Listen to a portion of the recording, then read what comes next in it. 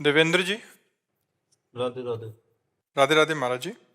गुरु जी, क्या मैं जब अकेले कोई धार्मिक कार्य या यात्रा करता हूँ ड्यूटी के दौरान, तो क्या उसमें मुझे ये कहना क्या चाह रहे हैं कि इनकी पत्नी कहती है कि मुझे साथ नहीं लेके जाओगे तो तुम्हें फल नहीं मिलेगा, ऐसा? नहीं इसका रे, भाव ये पत्नी को तो फल मिलेगा ही, और आपको भी फल। किसका है? हाँ, तो उसको तो फल मिलेगा, वो जाए या ना जाए। अगर वो साथ लिवा जाते हो तो बहुत बढ़िया बात है। अगर आपको छुट्टी मिले हो, आप किसी तीर्थ यात्रा या कहीं जाए, तो हम प्रार्थना करते हैं आप उसको जरूर ले जाइए। फल वल की बात के लिए नहीं, वो आपकी अर्धांगिनी है, वैसे ही आपसे दूर रहती है।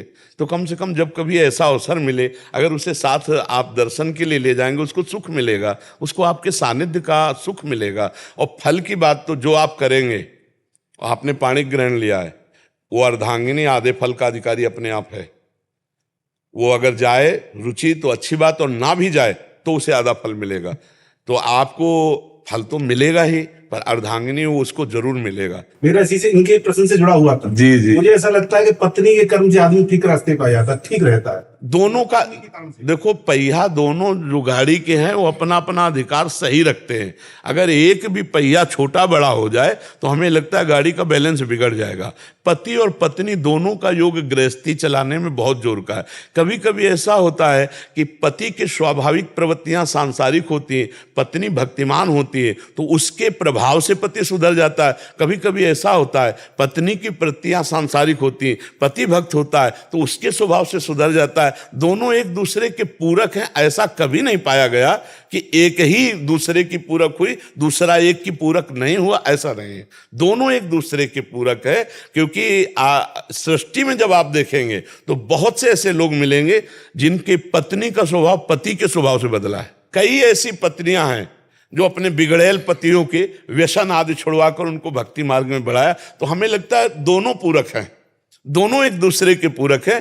कहीं एक से दूसरा पूरक है तो कहीं दूसरे से एक पूरक है। दोनों एक दूसरे के पूरक है। और हम भगवान से ही प्रार्थना करते हैं कि दोनों सद्बुद्धिवान बने, तभी गृहस्थी बहुत सुंदर चलेगी। अगर दोनों का अलग अलग मार्ग, अपनी अपनी रुचि और अपनी अपनी वासना के खेल रहे, जो आज शुरुआत हो रही है, वो बहुत हानिकारक है, गृहस्थी के लिए बहुत हानिकारक है। अब पति अपनी पसंद और पत्नी अपनी पसंद, वो गृहस्थी किस काम की? दोनों की धीरे धीरे पसंद मिले, दोनों एक प्राण, एक स्वभाव, एक मन वाले बने, तो गृहस्थी धर्मयुक्त होकर भगवान जैसे गृहस्थों में प्रकट हुए, भक्त जैसे बड़े बड़े परमहंस गृहस्थों में प्रकट हुए।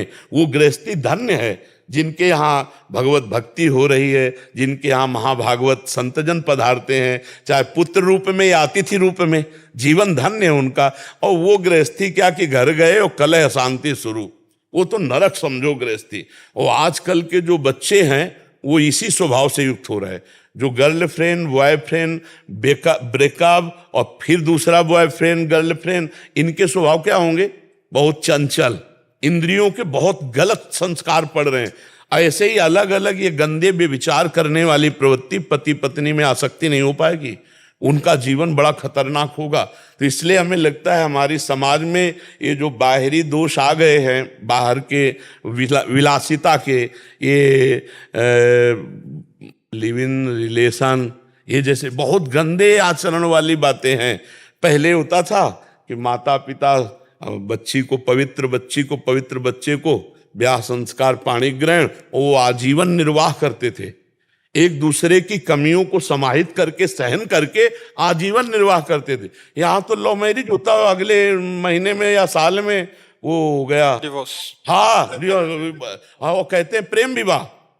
तो बहुत, अब जो गृहस्थी है बहुत संभाल के चलाने लायक है, क्योंकि नए नए जो बच्चे हैं उनके संस्कार बहुत गलत हो रहे हैं, चरित्रहीनता बढ़ती जा रही है। तो गृहस्थी में बड़ा समस्या है, चरित्रहीनता बहुत बड़ी समस्या है, और वो बढ़ती चली जा रही है, हमारे समाज में बढ़ती चली जा रही है।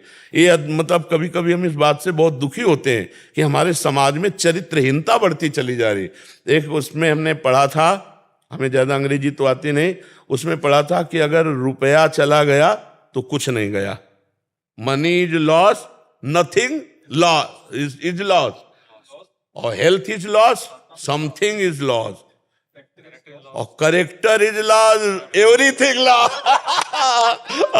अगर चरित्र चला गया और आज की समाज की सोच उल्टा चलो, आज प्रधानता रुपए की है, चरित्र की नहीं रह गई है, रुपए की प्रधानता है। इसीलिए हमारे जो पवित्र आचरण हो, ये जो आज नए बच्चों में बिगड़ेलपन आ रहा है वो इसी से आ रहा है। हमें भगवान से प्रार्थना और समाज से प्रार्थना है कि माता पिता सुधरें, अपने बच्चों को सुधारें, क्योंकि ये किसी की गृहस्थी बनेंगे जाके, ये हमारे भारत के भविष्य हैं। इन्हीं से संतानें होंगी जो हमारे देश के रक्षक बनेंगे। तो बहुत पवित्र भाव हो, बहुत जीवन पवित्र हो तो पूरा आनंद में जीवन जाता है। गृहस्थी में बड़ा आनंद में जीवन जाता है। कुछ भगवान का नाम जप कर लिया, आतिथ्य सेवा कर ली, संत महात्माओं की सेवा कर ली, साल 6 महीना में तीर्थ याटन कर लिया, और पवित्र परिवार, 2-4 बच्चे हैं, परिवार का पोषण, राष्ट्र का पोषण करने के लिए उनको पढ़ा लिखा कर उनके कार्य में नियुक्त कर दिया, और आखिरी जीवन भजन करके भगवान को प्राप्त हुई। गृहस्थी बहुत बढ़िया जीवन।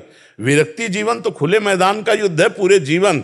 50 साल बाबागिरी बहुत सच्चाई से की, और 5 मिनट में भ्रष्ट हो गए तो 50 साल में पानी फिर गया? नहीं फिर गया, पूरे जीवन में पानी फिर जाएगा।